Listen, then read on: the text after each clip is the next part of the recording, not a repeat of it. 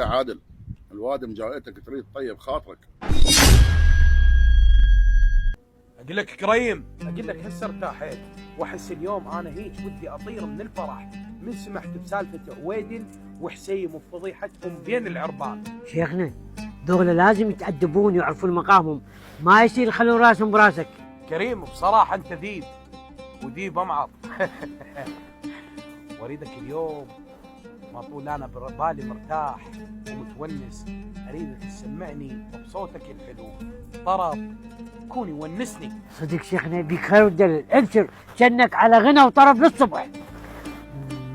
لها وين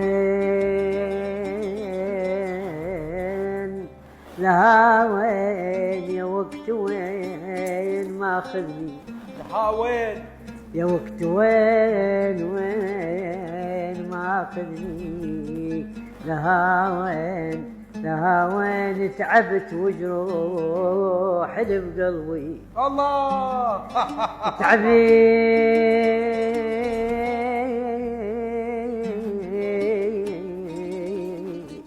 وجروح اللي بقلبي لها وين مثل هيلو. اي خيه، هذا الصار وهذا الجرى.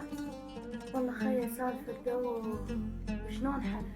بس بصراحة الكاسر ظهري أبوي وجدتي، أكيد من بعد هاي السالفة كرهوني هواي. مو بس هاي خيه، لو هذا الولد جته تهمه وهو لا بيها ولا عليها، واكيد هسه حصير طلابه بيناتكم. ما أعرف شلون تاليها، ما أعرف. خيه هاي الحجرة بعيدة عن بيتنا وما حد يدشها، ويوميا أنا أجيب لك ملابس وأجي. إن شاء الله خيه، الله موجود، هو يأرس بالحق.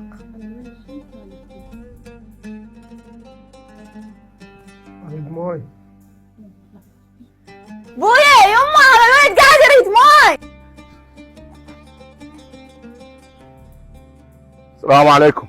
السلام عليكم. السلام ورحمه الله.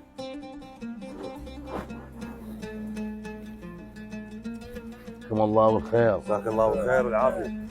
افلح من صلى على محمد وآل محمد. اللهم صل على محمد وآل محمد. كما ورد عن النبي عليه افضل الصلاة والسلام وعلى آل بيته: لا يثبت الشيء او الفعل الا بشهادة 4 رجال. صدق رسول الله. هو يا عادل، الوادم جايتك تريد طيب خاطرك، وجايين يرضون بما يرضى الله ويرضيك. مثل ما تعرف بعد ما تشاورنا بالموضوع قدام الوادم كانت واقفة يوم الحادث، شافوا ابو شافوا وسام وحبايب بنتك.